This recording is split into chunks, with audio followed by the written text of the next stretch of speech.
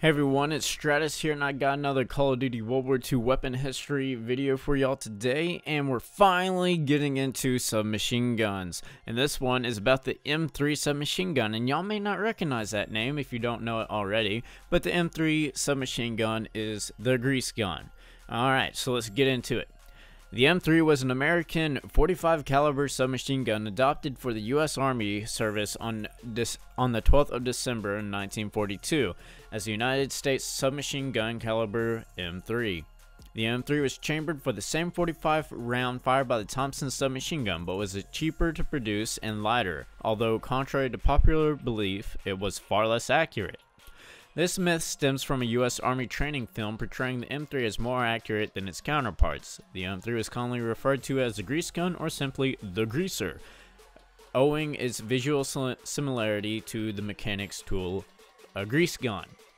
Intended as a replacement for the 45 caliber Thompson series of submachine guns, the M3 began to replace the Thompson in first-line service in mid-1944. Due to delays caused by production issues and approved specification changes, the M3 saw limited combat use in World War II, and the M3A1 none. The M3A1 was used in the Korean War and later conflicts. So the grease gun is obviously a submachine gun. It was in service from 1943 to 1992 by the U.S. and revived by the Philippines in 2004. So this gun has been used in a lot of wars, just like many American weapons. It was used in World War II, the Chinese Civil War, the Greek Civil War, the Korean War, the Bay of Pigs invasion, the Vietnam War, the Troubles, the Argentine Dirty War, the Falklands War, and the Persian Gulf War. So I'm very surprised to be seeing this gun used as recently as the Persian Gulf War. That's very surprising. The designer of this gun is George Hyde. It was designed in 1942 and manufactured by General Motors. It's very weird to be thinking about a car company making guns, but hey, things were very weird during the 1940s with World War II going on. So the approximate unit cost was $15, or equivalent to $208 in 2016. Could you imagine going to a gun store and buying a submachine gun for just $208? Heck, you're hard-pressed to find a decent pistol that is $208. That is just absolutely ridiculous. I wish I was living in that time. I would definitely have bought me one of those before they banned the use of automatic weapons by civilians. Anyways, 622,163 units have been built for the grease gun, and of those, 606,694 were the M3, and just 15,469 were the M3A1. So the M3A1 is a very rare gun. So if you have an M3A1, anybody, just be sure to either hold on to it or go ahead and sell it, because you'll probably get a good amount of money for that. So your variants for the grease gun are the M3, the M3A1, the PAM1, and the PAM2. I'm not sure about the PAM versions of these guns. They must be even more rare. So the weight for this gun, when it is empty, they don't give any statistics on how heavy it is when it's full. With a magazine and everything like that, I wouldn't imagine it to be too much heavier, but when it's empty, it is 8.15 pounds or 3.7 kilograms. So for a submachine gun, and especially for how small it looks, that's actually a pretty heavy gun. So that tells me that this gun has to be mostly made out of steel or some other heavy metal, because 8.15 pounds for that small of a gun, that's pretty heavy. The barrel length for this gun is a incredible 8 inches. It doesn't, to be honest, in Call of Duty World War II, the length of the barrel does not look that long, so hey, that's actually a little bit more surprising. Now, it shoots the 45 ACP, which most 45 caliber weapons shoot, and then the action for this gun is a blowback open bolt. Now, the open bolt is what happens when you have to, flip that little thing over, and that's how it determines if it's on safety or if it's ready to fire. That's what the open bolt is. And then the rate of fire is 450 rounds per minute. Definitely a slow shooting submachine gun. That's actually on par with some of the more slower firing assault rifles. Now the muzzle velocity for this gun is very slow. you're looking at 280 meters per second. That is very slow.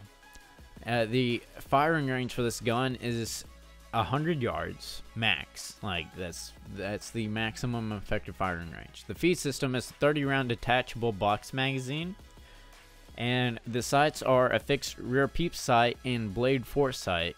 So you know that's basically what you see in Call of Duty.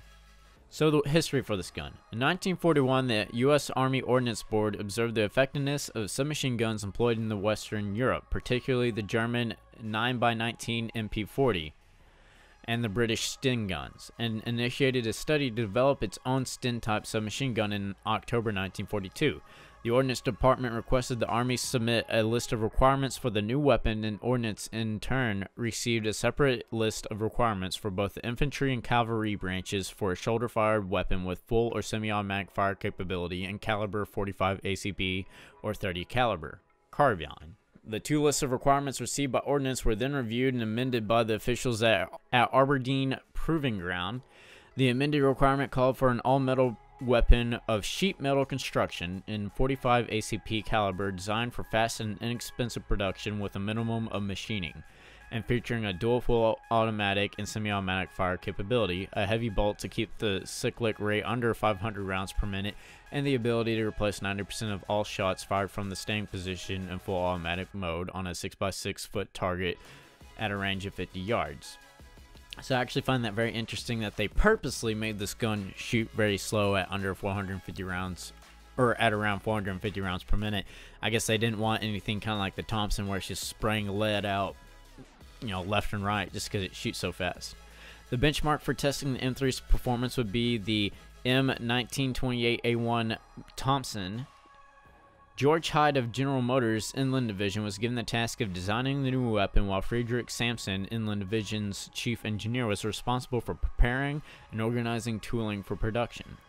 The original T-15 specifications of the 8th of October 1942 were altered to remove a semi-automatic fire action, as well as to permit installation of a kit to convert the weapon's original 45 caliber to that of 9mm parabellum. So this is, if you're out fighting and you run out of your 45 caliber ammo, you'll be able to pick up a German MP40 and take the 9mm rounds from that gun, or even the exact same magazine, and just stick it right into your grease gun, so that way you don't have to worry about ammo quite so much. That's a very smart move, so that way you're just able to pick up enemy ammo and boom bada bing, you're good to go. Now, this is another gun with a lot of history behind it. It has a lot of information out there on the web and the internet and everything like that, so I'm not going to talk about every little thing. On this. That's just a little brief overview of the history for this gun. Now let me talk about my personal thoughts about this gun and what attachments I recommend.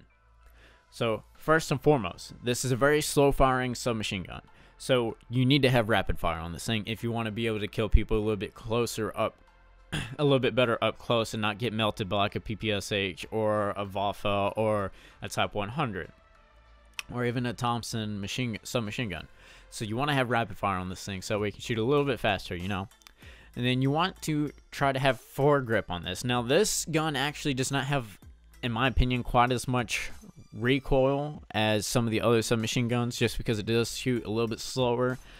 But by having rapid fire on there, you will be shooting, or you will be having a little bit more recoil. And personally, I just like my guns to be as much of a laser beam as possible, so I would recommend having a grip on here. Now, because you're probably running the airborne division with this gun, unless you're bold or unless you're using the primed basic training, you will only have 2 attachments for this gun. So you can play around with a lot of these things just to suit your play style. I would almost always recommend rapid fire in some shape or form with this gun, just because it does shoot a lot slower than most other submachine guns. For me, the sights were not an issue, so I would not waste a slot with a sight. You might want to do that because you don't like it for a reason. That's totally fine. But for me, no. I'll just keep the iron sights on there, use something a little bit better. If you don't want to use foregrip, I would also do rapid fire and extended mags. Extended mag, you can never go wrong with extended mags, unless it's like an LMG where it has 100 bullets. You can almost always never go wrong with the extended mags. Another good option for this would be steady aim. However, I found that when I was hip firing the gun on its own, it actually was pretty good. So I don't really think you would need steady aim, but hey, that could be your personal preference. So my two combinations would either be foregrip and rapid fire, or rapid fire and extended mags. I think that those are the best combinations for this gun, but again, you can always add primed or even use it on infantry division if you want to be able to have 3 or more attachments. But hey, that's the M3 grease gun from World War II. If you have liked this video, please be sure to hit that thumbs up button for me. Also, be sure to comment down below what you think about the grease gun, or if I got anything wrong or forgot some information, or if you want to tell me what you like to personally use on your gun. I'd be interested to see what y'all have to say and what y'all use and everything like that. Also, be sure to hit that subscribe button and click the bell icon so that way you can get notifications when I come out with a new Call of Duty World War II weapon history. I hope y'all have a great day, and I'll see y'all next time.